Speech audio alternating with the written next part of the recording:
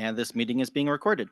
The California State University system is fairly large, with 23 campuses and 24 main libraries, with a smattering of satellite campus libraries thrown in. Our campuses cover the whole state from Cal Poly Humboldt in the Redwoods near Oregon to San Diego State University, a short drive from Mexico. These libraries vary greatly in size and how they are set up with their staff. Some of the libraries have 3 to 4 dedicated resource sharing staff members with a legion of student assistants, while others are a department of just one person. One library is actually a library of one person. Regardless of our differences, we all care very deeply about the students in the CSU, and we all currently use the new system Rapido as our main resource sharing service. So, what is Rapido? Rapido is a full resource sharing program that is fully integrated into Alma and Primo created by Ex Libris, a Clarivate company. The system is still fairly new, and the CSU acted as development partners with Ex Libris prior to going live in June 2022. As development partners, we tested out every update that came along and gave feedback. We said, oh, this here works great. This here, could it do this a little bit differently? And Ex Libris went back and tweaked it, and we did that for quite a while before go live. And after go live, we would sometimes need to do a complete overhaul of the workflows we had established, because substantial updates that improve the system greatly would come in and change how we needed to do things, because suddenly there was this great new option that made our workflow better, but different. So we'd have to do some retraining. This put us in a state of constant change for several years as the system grew and matured. And while these were overwhelmingly positive changes, being in a state of constant change was difficult for some or many people in the system. So, change can be good, but difficult. So for nearly 2 years, it felt like all I did was train staff on how to use Rapido and then retrain staff when a big update dropped. We constantly updated our documentation on the CSU public wiki. I did monthly Zoom trainings that we called Rapido refreshers to showcase specific workflows and configurations, and some of them doing multiple times because things were updated and changed and needed some refreshing or refreshing of refreshing. We started having one-on-one meetings with Megan Weldon from Ex Libris and each library's resource sharing unit over Zoom. So I would meet with them, be in the meeting, so would Megan and the entire unit of a specific CSU. And with 24 of them, that's a lot of meetings to do fairly frequently in intervals. I also held open office hours each week where people could use a static Zoom link to virtually replicate the idea of walking up to a colleague's desk with a question. So they just pop in the Zoom room, ask a question, I'd help them out, change a configuration, and either they would hang around and see if other people had questions they found helpful, or they would leave and I would go back to working, waiting for someone to pop into my virtual room. We even went so far as getting in a car and visiting libraries in person to do trainings. Megan from Ex Libris joined me in visiting many libraries to train staff, make on-the-fly configuration changes, and see how their units functioned on a daily basis. This was a lot of fun, but also a lot of work to ensure staff had all their questions answered and their system as tweaked to their liking as possible. And if you ever have the opportunity to just go tour a bunch of libraries, do it. It is very fun, and they have every library has something unique and interesting to see and learn about. So, after 2 years of using Rapido, things began to slow down a bit. Rapido grew more stable. There are still monthly updates, but the updates tend to be smaller improvements. that instead of massive new features that wildly change how things are done. And, and after 2 years of documenting the configurations and workflows, many of our wiki pages are a bit out of date. And I still receive the same questions over and over again. After all these changes, trainings, and retrainings, I felt it was time for a fresh start. All right, here's where we're starting from going forward. So my colleagues, Christina Hennessy and Marla Gunasagaram, recommended that I use a system-wide instance of Canvas to get that fresh start. While each campus had their own Canvas instance, the Office of the Chancellor, where I work, had system-wide Canvas courses that could be accessed by anyone with a CSU email, regardless of what campus they were at. This was a fairly new option, and there weren't any courses meant for the entire CSU made at the Office of the Chancellor yet. There were some courses that were made for San Diego State, and then they put it on and shared it with everyone, but it was made with San Diego State in mind, not Cal Poly Humboldt in mind. So I had an opportunity to test out how making a Canvas course from the ground up for the CSU would go. I received a lot of help from Marla, our resident Canvas course specialist at the Chancellor's office, and made Rapido 101 to act as a clean slate to start from when it came to Rapido training.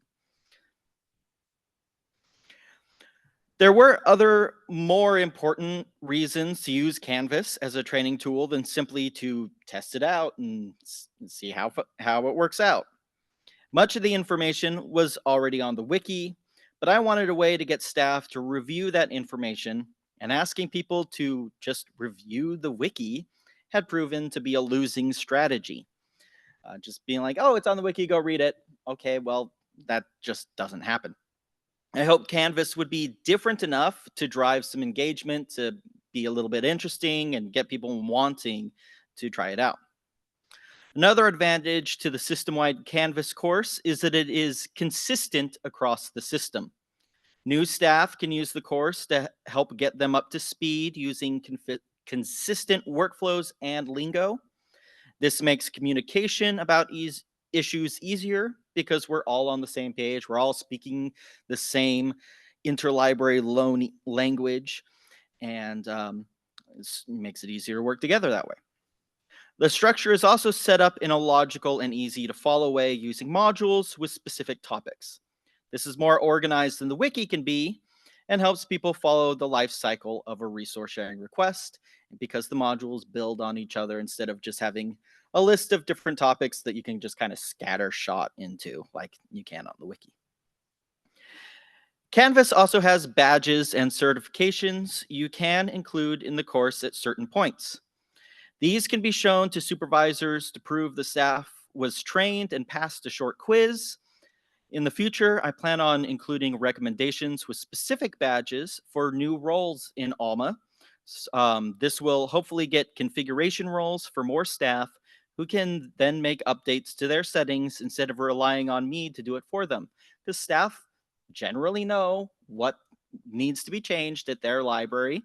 And while I'm always happy to make those configurations for them, sometimes it'd be better if they didn't have to wait for me to, get home from a conference or not have COVID or something like that. Also, badges, in my opinion, are fun. Kind of fits today's theme a bit. It's a little bit like gamification. Personally, it makes me feel like a 10-year-old kid gathering Pokemon League badges to take on the Pokemon League. And if anyone who knows me can attest, that is a very good motivator to get me going. So, let's take a quick look at the course itself. There it is. It's right there.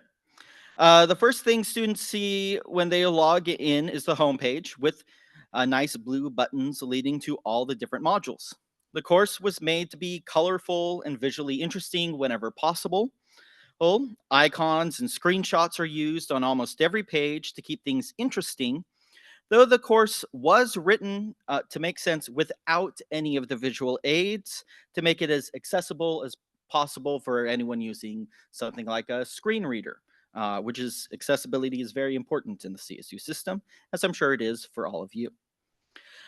Finding stock images or making images in Adobe Illustrator for the course was surprisingly fun for me as well, and kind of was a little bit of play. So, hey, I got to do a lot of play for this big project.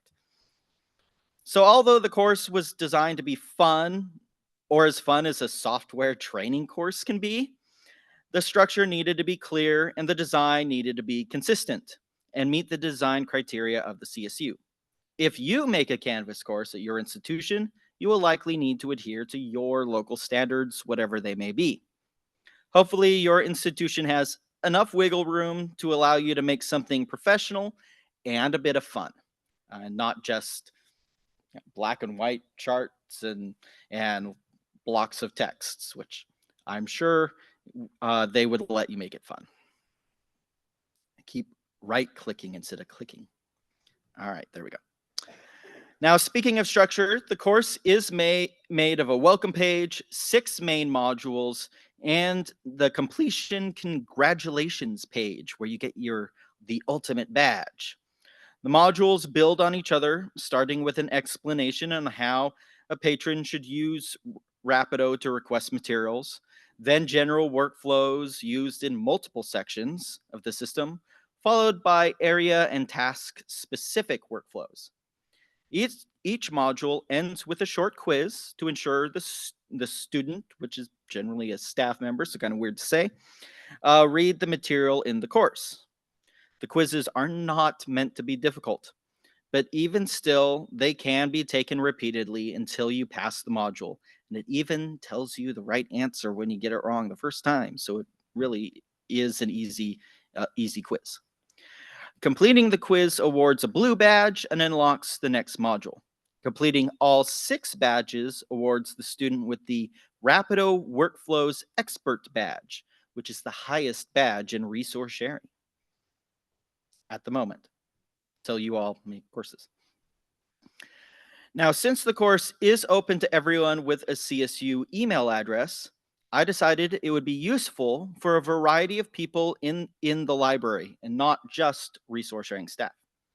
One of the struggles with Rapido has been communicating with librarians outside of the resource sharing silo. So the first module on how to use Rapido to request items was set up to show librarians how they can teach students how to use Rapido. We sent out emails to all the subject librarians in the CSU system, encouraging them to take the first module of Rapido 101 for this reason, so they can see how we think that it's best communicated to the students that they teach. Resource sharing staff are encouraged to take all the modules because they touch every part of Rapido. Staff are the main target audience, and they gain something from every module in the course. Sorry. Sorry about that. Finally, student assistants are technically able to take Rapido 101, and the first 4 modules will have a lot of information they might find useful. Basic workflows like shipping a book, printing a pull slip are included, and these are tasks that are sometimes assigned to student assistants in the CSU, although we do not have a standard, here's what the student assistants do at every e-library in the CSU. That is ultimately up to the staff at each library. And so some of the student tasks vary from place to place. So it's up to how useful it will be for students will vary and depend on the library. Finally, the day came to open the course. We set the course up to automatically accept anyone who registered with a CSU email, so I didn't have to log in and approve each person individually, and send out emails on our internal listservs. We were pleasantly surprised to get 30 signups within 24 hours, and we had 50 after 3 days. We currently have 90 CSU participants in Rapido 101. Now, I received a lot of positive feedback from staff in meetings, emails, and Slack instant messages after the course went live. Staff said they found it easy to navigate. They said it was clear and that they learned or were reminded of something in the course. Few staff remarked that it would be a useful tool for other parts of the library. And the only critique I received was that there wasn't another course on Rapido configurations. So that seemed good to me. All in all, we declared the course a success at the Chancellor's office and started planning on what to do next with our system-wide Canvas courses. So after having some great feedback on the usefulness of the course, we decided to make it public. Unfortunately, making the course public is a bit tricky and involves manually adding each attendee to the course. So we made a sign up form and put it on the Rapido listserv to see if anyone would sign up. We received 50 signups in one day, and I let my colleagues know how popular the course was outside of the CSU. That was when I learned that our license charges us per badge pathway for badges awarded outside the organization. So we needed to add a limit to the size of the class. We decided on a limit of 100 students this year and would be able to add more in the future. Thankfully, each student is an inexpensive, one-time cost. They can access the course as a reference tool, retake modules, or take any new modules we add to the course in the future with no additional costs that would be generated. So, this year we get 100 people, and those same people would not be retaking the course because they are in it forever, and we can let another 100 in, and eventually it'll be open to pretty much anyone who needs it. Now, I sent out the notice that the course would be capped at 100 students, and everyone else would be added to a waiting list for next year. Within the hour, we had over 120 signups. We then entered the student information and sent out the sign-in link a few weeks earlier than we planned because we hit the size limit much, much earlier than anticipated. So instead of opening the course on September 1st, we opened it in mid to late August. So the course opened to staff in late spring, early summer, and to a public cohort at the end of August. So most, but not all, of the awarded badges so far have gone to CSU resource sharing staff. As you can see, the first few modules have the most badges earned. This isn't too surprising because, as I said earlier, the early modules are made for a wider audience, like librarians and student workers, as well as resource sharing or interlibrary loan staff. Library faculty and staff are also very, very busy, and the course takes 2 to 3 hours to complete in whole. Still, we are happy that 72 people completed the first module and 30 completed the entire course from start to finish. One of the people who completed the course was someone from a library in Florida who completed it on the same day that it was made available. She just hopped on and just barreled through it in one go. And I recognized her name as someone I had been on committees with and sent her an email saying, "Congratulations, you're the first non-CSU person to get the Rapido Workflows expert badge." Now, while this isn't a huge number, it is higher than we originally anticipated. So my supervisors are pleased, and possibly more importantly, their supervisors are pleased. So it's going pretty well. Now, speaking of pleased, about a week after the course was made public, I woke up to a bunch of notifications on my phone from LinkedIn. I am not what you would call a heavy LinkedIn user. I pretty much update it once a year and check it if I get a notification. Well, one of the people taking the course shared how they earned their first badge in the course. If you use Rapido, you may recognize the person who posted this as the Senior Director of Product Management for Rapido, someone very instrumental in making the software.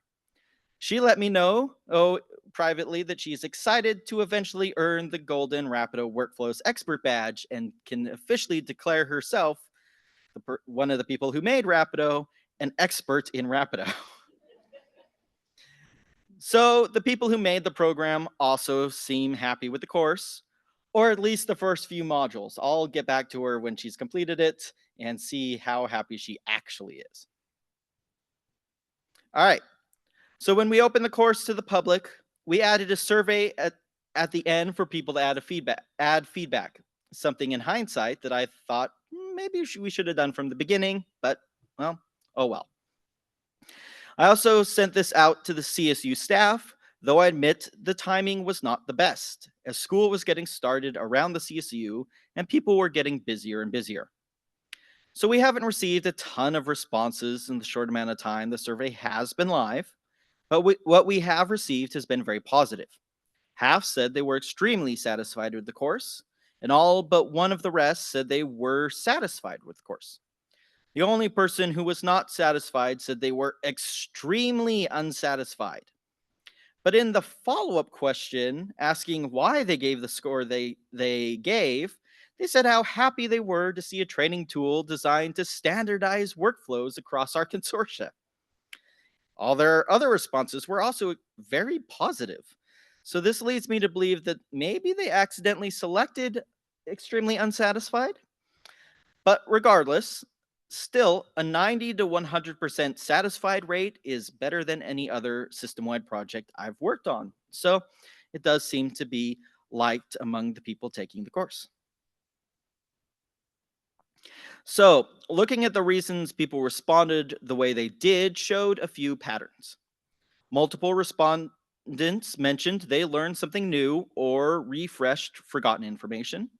I also saw responses mentioning the importance of standardized workflows and resource sharing, where the borrowing library depends on the lending library correctly processing the request and supplying the material with stuff like paperwork that tells you where this came from and what, and a barcode to check it in with.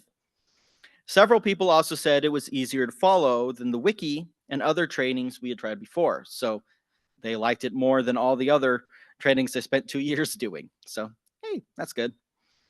So all in all, it looks like Canvas courses are going to be how the CSU Chancellor's Office team will train staff on new software in the future. The survey was not just a single question on if people liked the course. We also asked for constructive feedback.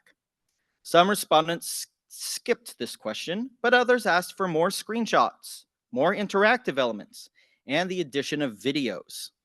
These are all things I can add to the course for future cohorts, and people who've already taken the course can, if they want, jump back and take advantage of these changes. People also had a question on the global title index in Rapido. This is a search profile used by patrons and staff alike to search for materials held in other libraries. The search profile is unique to Rapido and not available in basic Alma resource sharing. And it appears, so it's not something that before getting into Rapido that we were familiar with. It's a kind of a new thing, at least in the last couple of years. And it appears that people still have some questions about this area. So it sounds like I have another module to make to help them uncover the mysteries of the GTI, the Global Title Index. Lastly, there were a couple respondents who said workflows were good, but what they really want to learn is how to configure and set up Rapido. Which brings me to our future goals with Canvas as a staff training tool. I'm going to improve Rapido 101 with all the visual items like more screenshots and videos, but my main focus for this fall is to create a follow-up course called Rapido 201, Configuration, a very creative name, I know. This course will walk staff through all the Rapido configurations and present options when there are several customizations they can make.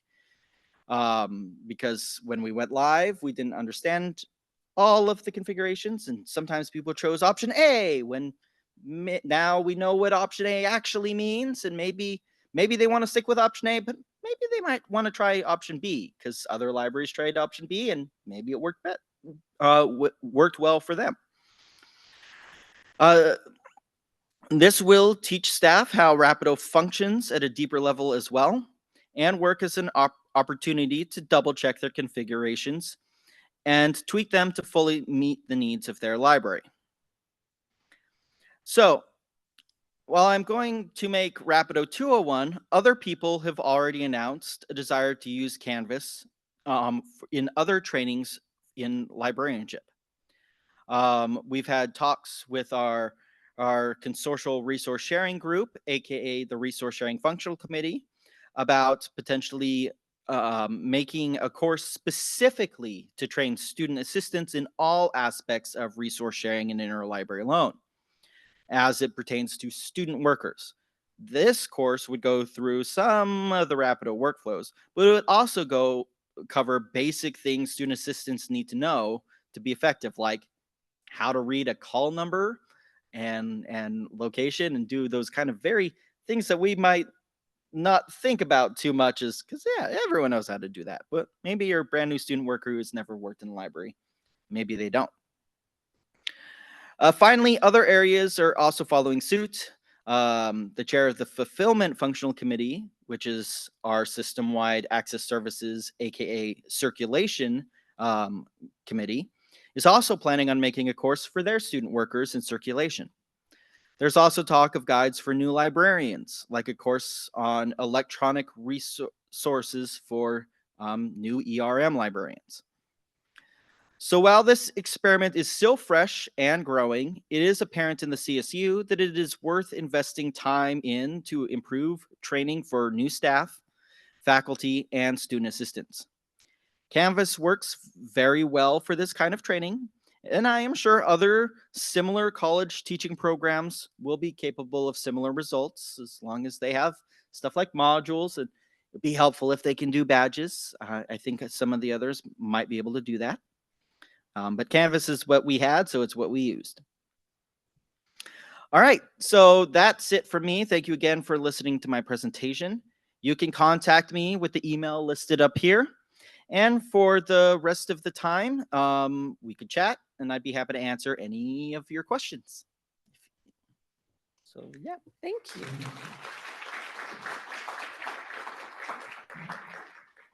Thank you, Christopher. First of all, I'm going to say your whole Pokemon thing. We now have like a Pokemon Go, like share your code thing going on to look in the community section. And if you have one, go ahead and add it in there if you're looking for more friends. In Whova here? Yeah, in Whova. Okay, I'll in the log Hoover in. Community Board, they're starting in. a Pokemon Go exchange. Yeah. I'm gonna start for if you have questions in the room, raise your hand. But while Katie takes a mic around, if you have one, I'm gonna go with the top voted question online, which is, how long did it take for you to create the course, and did you create it alone or with the team? I created it alone, and it's a little difficult to say how long it took because I'd do like 1 week I'd do like several hours in, and then the next week new update would come and I'd have to focus on other stuff. I think all in all, though, because of that, it took me several months to make. I would guess in the hours it took, probably, I think it said that I had been logged into Canvas a total of like 100 something hours. So quite a big chunk of time. But it's also 2 to 3 hours long. We tested it with some people taking the course, and while a couple people were very fast readers or maybe just skipped to the quizzes and got it done in an hour and a half, 2 hours, some people were taking more like 3. So. I love this first. Thank you for doing it. Second of all, anytime I create documentation, the thing that I always worry about is the long tail of keeping it up to date. Mm-hmm. Have you added any kind of a process or a timeline for how often this gets checked or updated, or are you just doing it as part of every release to catch new problems? big release changes I do plan on putting in almost immediately, as soon as we're done testing and have ready for documentation. Basically, whenever we add something new to our wiki, we're going to add the same thing in Rapido 101. We're going to keep it so all the information is in both places. So, but I also do plan on doing a big refresh yearly, where I go through each module, read through it, tweak everything, and add stuff like videos, pictures, stuff like that. This was great, Christopher. Thanks.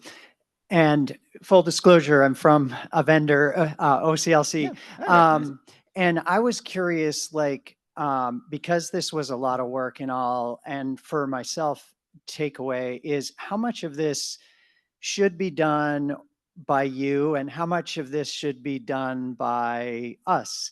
And like, this is really interactive and I love it. So and sort of an angle on that is this customized to your operation, or could it be more universal? And how you opened it up to others, it appears to be more universal.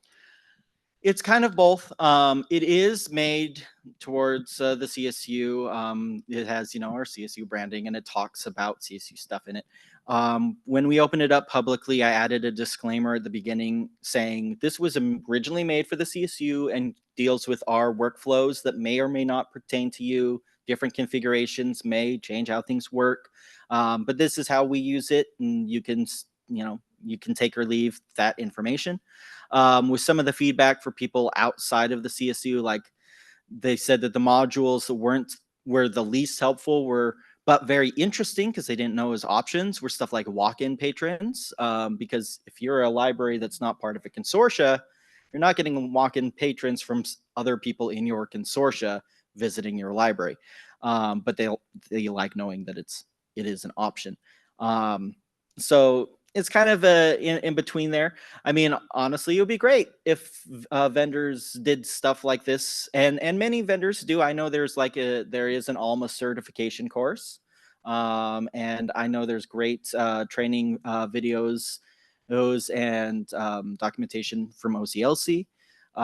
So stuff like this that's a bit more interactive might be great from vendors. But it's also just fun to do here. So I figured it's something useful for me and my group, and if it's useful for anyone outside of us, great.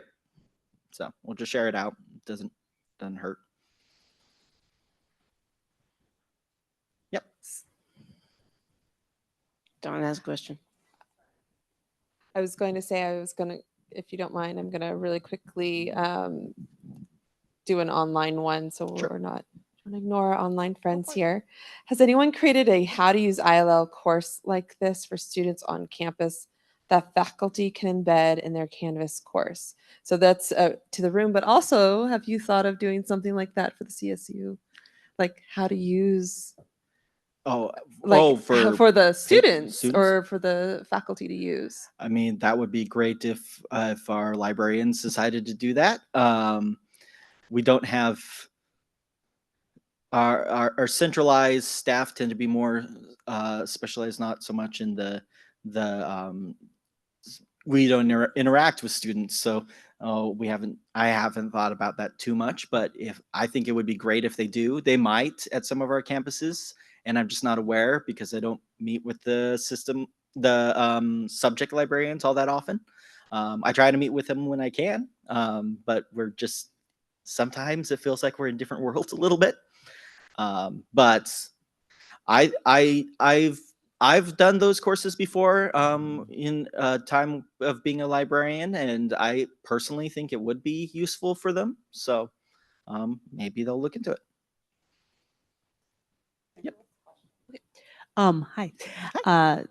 I wanted to know, do you have any background in course design, or was it just like you put in the stuff? That's always my concern. Like when I'm doing things in Canvas is like, I don't really have an education background. So not much. When I was taking my MLIS, and I was a staff member at Cal Poly in their resource sharing interlibrary loan, The librarians there let me teach some courses to get the experience. And so I saw, their already made slides and learned, how it was working. And Marla, who helped me with the course, like I made the content, but she, I talked to her a lot about the structure and stuff like that. At the chancellor's office, that is her background. She's our Canvas person for the system. She helps the librarians and faculty around the CSU make online courses is what she does. So she gave me a lot of good feedback, and she was very happy to help and see this as kind of an experiment that she can show people as well. Be like, hey, look, you can do some system-wide stuff. It's and share the load a bit. So On that note, we have reached time. Can you go one more slide? okay. I Is pulled there- the slides down here so I could do I just the wanted to double check. Do we have one more slide? No. Okay. On that note, we are. Thank you for joining us today. And while we don't have it up there, if you go into the Q&A online, there is like there's a post-session survey for each session that you attend. And you're eligible for winning prizes there too. So for filling in and sending those in as well. So thank you. And I think, is lunch next? Yep. Okay. Thank you.